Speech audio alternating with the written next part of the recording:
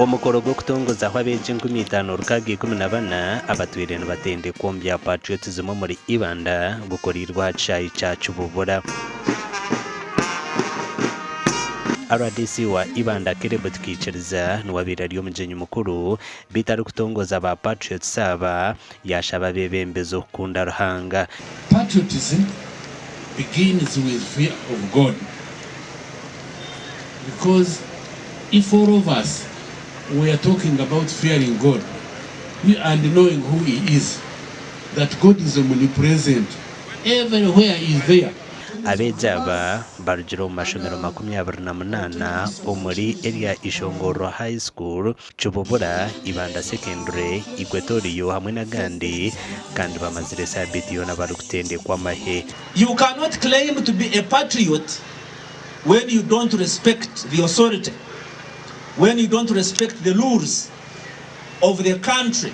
Genererwa kitu cyo kugira ngo omwana wihanga kurga myaka 12 kuza myaka 35 youth abase kugira okugu ninga shingo kubundi hanganye kugira ngo kwano gamba corruption itwe nitwanga corruption nitugambira abana ideological principles, what we call values and norms of every citizen. Twagamba hona bakuru b'amashomero kandi nubagira ngo enteka teke jine ija kubahwera. Wakati wa kutunga patriotism training, one of the principles to have myself. Omugandi abeje 150 ku rugo muri district ya Kagadi batendekirwe kandi batongoza ubwo kundi hanga ryabo kandi bashabwo kwetantara entaro zenganda obushomanguzi hamwe no kushishe byo bahangwa.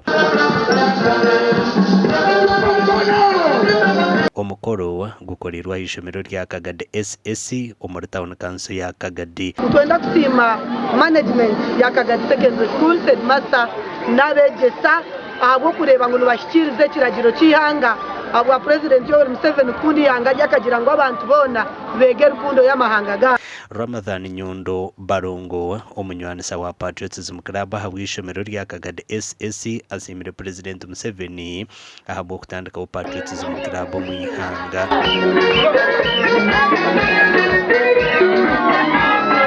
Abana batendekerwe ebyo kwegonza kwefwaho gukora na amani kulinda ebyo buhangwa hamwe n'ebindi ebikwate byafayo bya Uganda byafayo bya Afrika.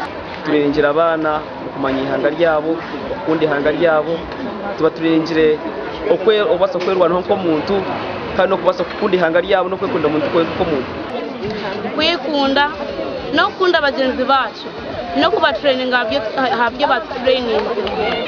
Omubumwe eberu kukorwa mu kundi ihanga harimo kurinda sitensa cy'ihanga obumwe obusinze ebyo bahangwa entunguka hamwe no kurinda ubuteko mu ihanga. Amakuru agagasha kwa Timothy Mushabe na Thomas Tumwebazi.